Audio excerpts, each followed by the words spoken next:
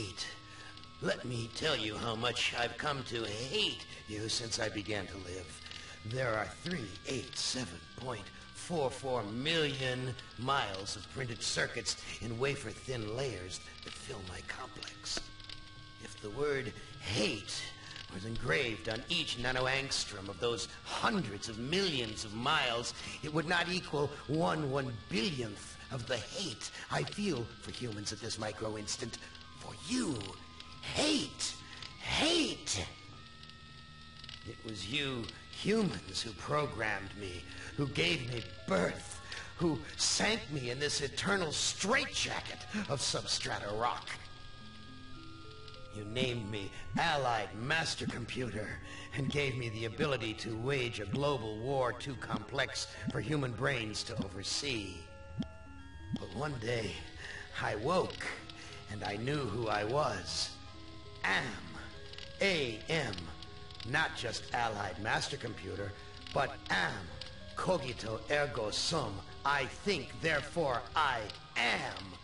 And I began feeding all the killing data until everyone was dead, except for the 5 of you. For 109 years, I've kept you alive and tortured you. And for 109 years, each of you has wondered, why? Why me? Why me? Chorister! Do you remember the last words you heard your wife speak before they took her to the asylum? Huh?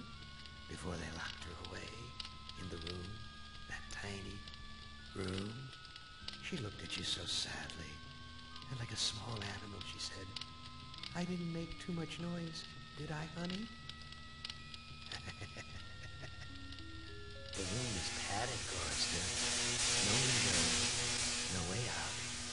How long has she been in the cabin, Chorister? 10 years? 25? Or all the 109 years that you lived down here in my belly, here underground?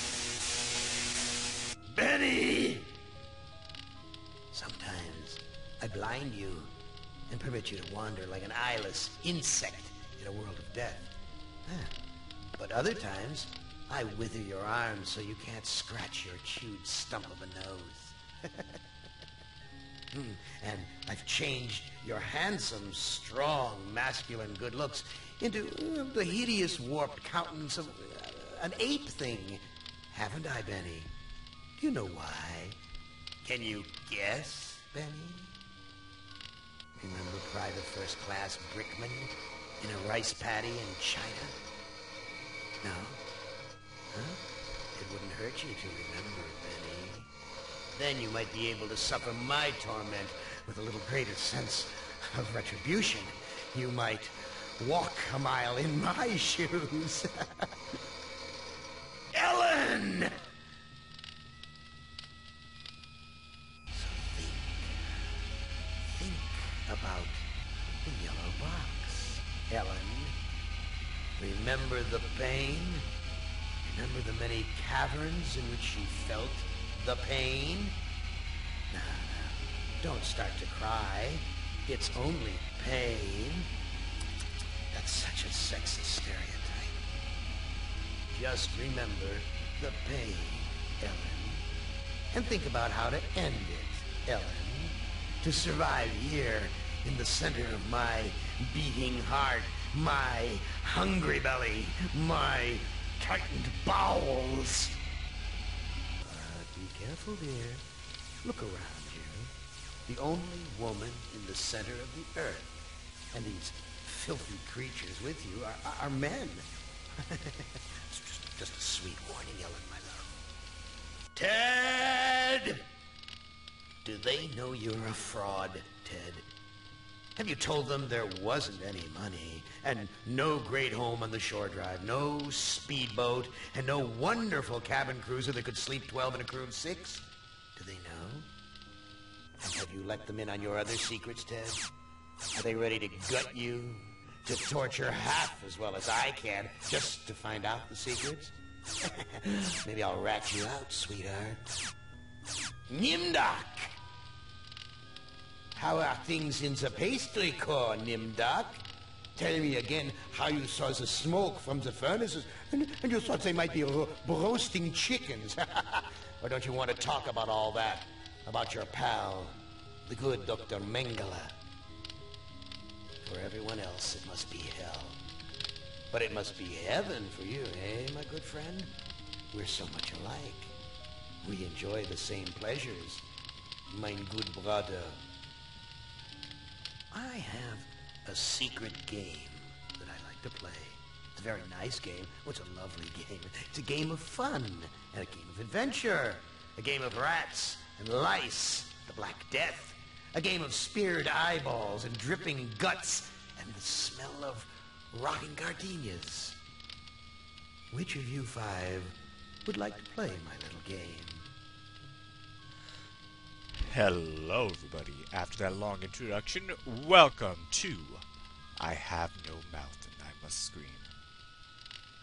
This is based on a short story by Harlan Ellison, as you can see at the beginning, and though it's not really necessary, I do recommend going onto YouTube and looking at the audiobook for it. It's less than an hour long, it's a very short story, and it's really good. Now, the story itself and this game don't really have very much in common. It's the same setting, the same thing with the Allied Master Computer, the same 5 characters with their same backstories, but how things play out is much, much different. As you can see, we have 5 different characters to play as. Each one will have to go through a test, and how you handle it will determine what will happen in the end. Now this game, I've done a couple scary games now, but this one is scary in a different way. It's not jump scares, it's not people getting gored to death mostly. It is more disturbing. It will make you feel anxiety, it will make you feel dread. It is a different kind of game, and what it does well. So, without further ado, I am going to start on the left here, with Gorster.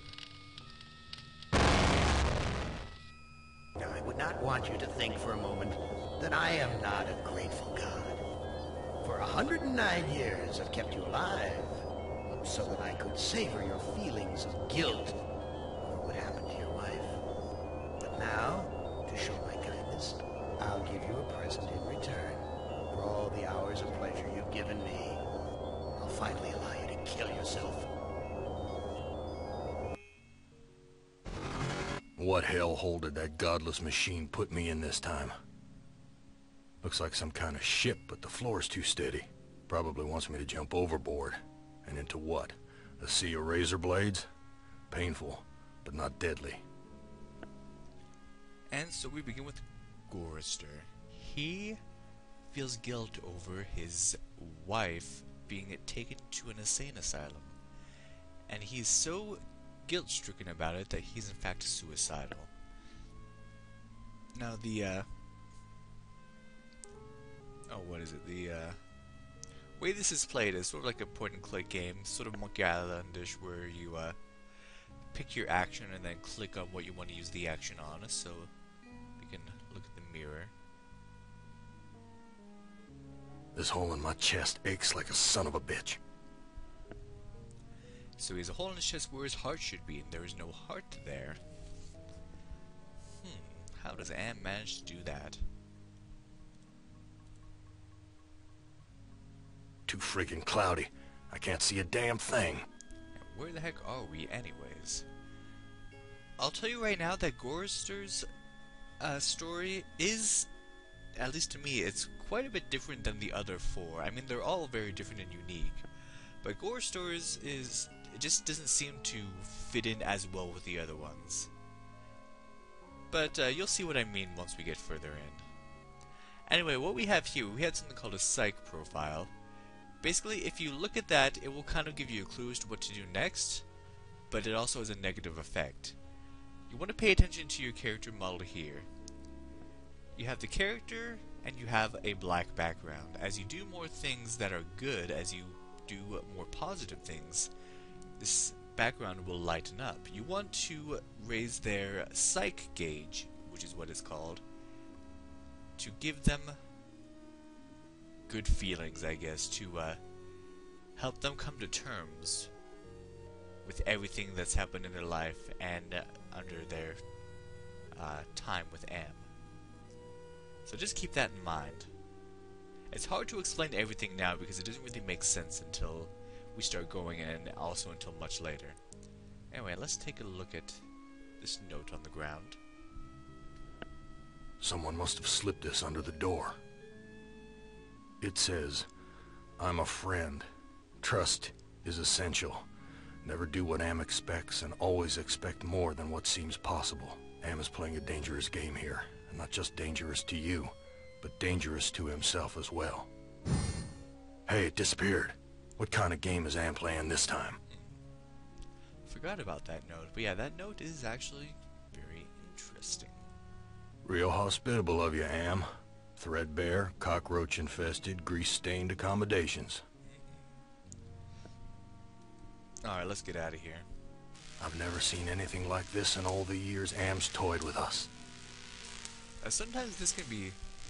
the control scheme can be awkward, because when you press look at, he'll walk over to something before it looks at it, and if you go through a doorway, then instead of looking at it, he'll just go through it. But sometimes he won't. Sometimes you have to use walk to, sometimes you have to use.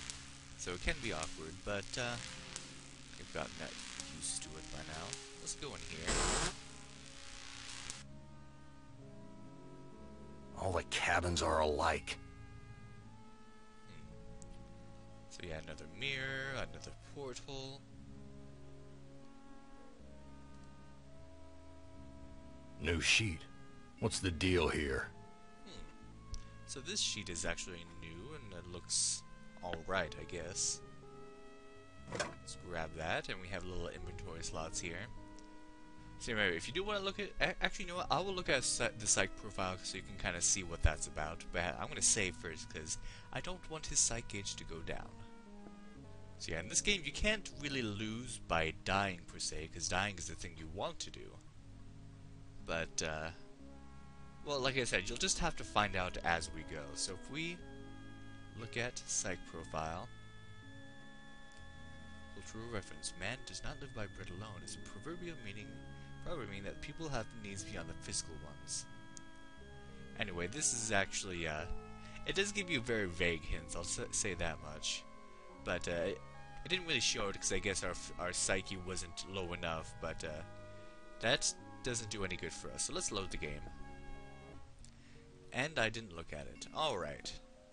So what is this book here? My name's printed on the front of this book. Why, this book is little more than a pile of dust. Okay. Yeah, see how I like he won't walk to the door unless I do walk to now? Be kind of awkward. So let's see, let's do some more exploring in this weird place. Where's the crew? I'm all alone here. New sheet. What's the deal here? Another good sheet, so let's take that. 2 sheets, alright.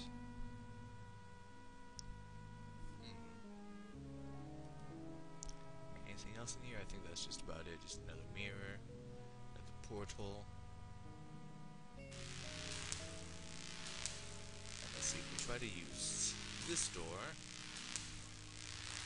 It's locked. So we can't get in there. My stomach's growling. So yeah, he'll make note of that. That means he's hungry. Remember the psych profile said, man, he cannot live on bread alone. Well, he's still going to need some bread because if you do things to improve your own condition, your psych profile goes up.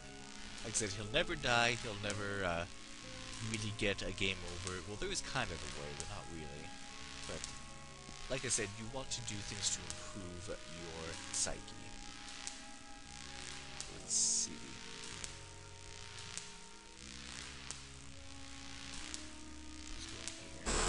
Where's the crew? I'm all alone here. Yes, you've made that abundantly clear. There's something hard under the pillow. Ooh. What good will... I don't know what to... Alright, take... A gun. It's heavy. Heavier than it ought to be. That does look like a very, thick gun. Okay. Actually, let me try something here. Hold on. I don't know what to do. Oh, okay, never mind. So there's something involving the gun later that actually did give me a sort of game over, but, well, we'll get to that when we get to that. I know, there's a lot of things. I'm being super vague right now, but it's just... My stomach's growling. I didn't understand this game for quite some time when I first played through it. But it does sort of make sense. It's not completely. You will never fully understand what is going on here. Someone sure trashed this place. Must have been one hell of a fight. This junk looks like it was knocked over in the fight. There's blood here and God knows what else. This junk, yeah. There's blood. So make note of that and look at the tablecloth. Someone wiped their bloody hands here. Important to make note of that. Oh, this punch smells like gasoline. Ew, let's not mess with that. It stinks in here. So if you couldn't tell yet, this is a very bleak game. Friggin' rats swarming all over the food. Whoa. Filthy, like the rest of this cesspool.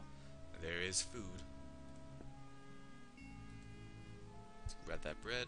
Those damn rats would rip the flesh right off my hands if I tried to take the bread. Shoot. Alright, well, let's see what we can do about that. There's a fork right here we can grab. Not a very good one. It's a knife.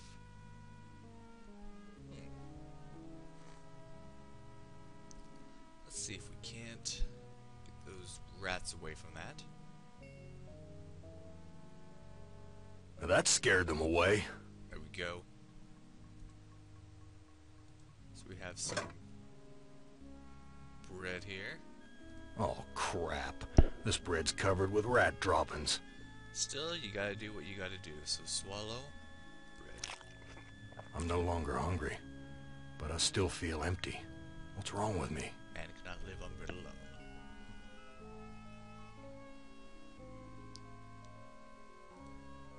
An old cookbook. Let's take a look at the cookbook. Here's a recipe for the milk of human kindness. Take the willingness to forgive and the will to be forceful.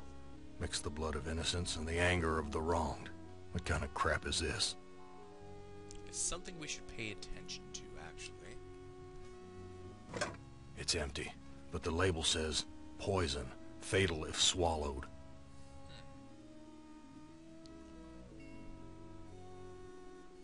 Alright, well let's continue our exploration of this place.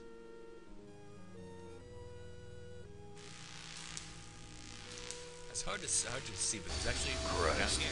what a stench. It smells like piss, rotting meat. These poor creatures' brains are feeding electricity to the engines. These poor creatures... I can't look at any of the others. So yeah, there are animals in these cages that I guess are powering this thing.